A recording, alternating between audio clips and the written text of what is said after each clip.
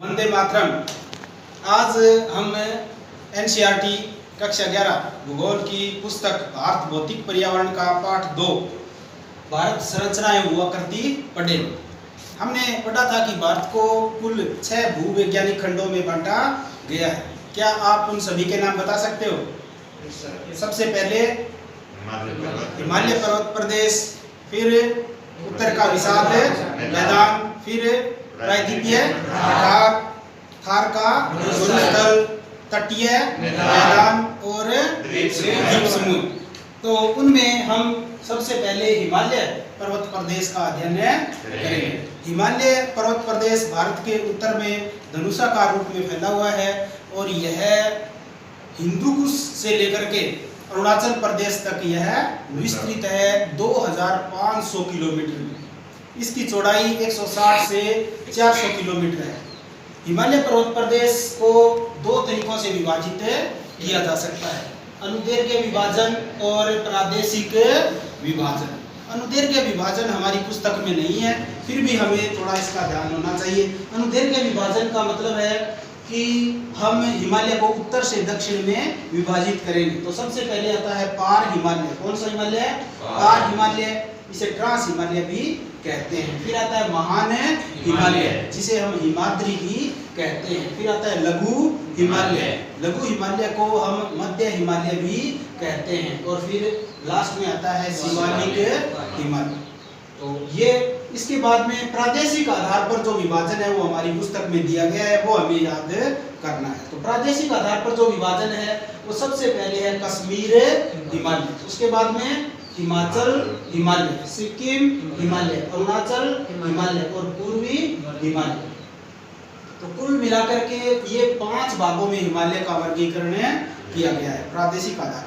तो सबसे पहले आता है हमारा कश्मीर हिमालय। कश्मीर हिमालय जम्मू कश्मीर राज्य में स्थित है और इस हिमालय में जो महत्वपूर्ण पर्वत श्रेणियां हैं उनके नाम काराकोरम, लद्दाख, जास्कर और पीर पंजाल, ये 4 महत्वपूर्ण पर्वत श्रेणियां पाई जाती हैं।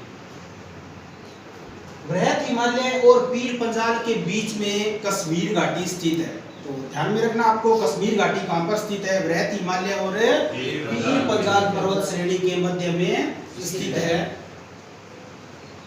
अब इस हिमालय में बहुत सारे हिमनद भी पाए जाते हैं। हिमनद क्या होता है? जैसे आपने नदियां देखी होगी, हमारे नदियां जमीन पर बहती हैं पानी के रूप में, और हिमनद जो होता है वो हिम के रूप में ही नदी होती है। ठीक है, तो ऊंचे पर्वतीय प्रदेशों में बड़ी मात्रा में बर्फ जमती है और वहां पर बर्फ की नदियां बहने लगती हैं। हालांकि उनकी गति बहुत कम होती है, लेकिन उनको हम हिमनद कहते हैं। तो बड़े बड़े जो हिमखंड होते हैं वो हिमनद के रूप में प्रवाहित होते हैं। तो हिमनद जो हिमालय में पाए जाते हैं उनमें कश्मीर हिमालय में 2 प्रमुख हिमनद पाए जाते हैं। क्या क्या नाम है उनके?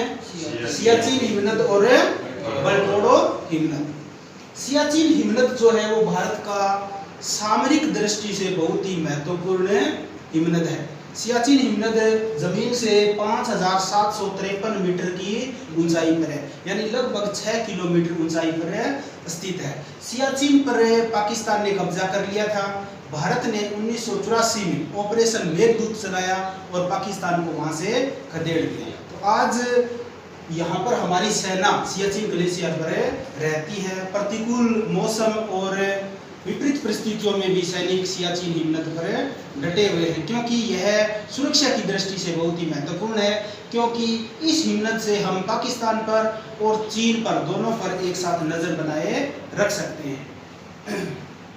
उसके बाद में आता है बलटोरो हिमनद। तो इन 2 हिमनदों के नाम आपको याद रखने हैं। फिर आता है करेवा। करेवा क्या है?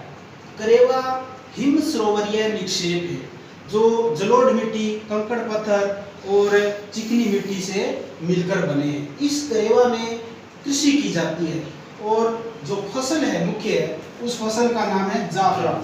तो करेवा में किस फसल की कृषि की जाती है? जाफरान की कृषि की जाती है। ये क्वेश्चन कई बार आया है। करेवा से ही मिलता जुलता है कयाल।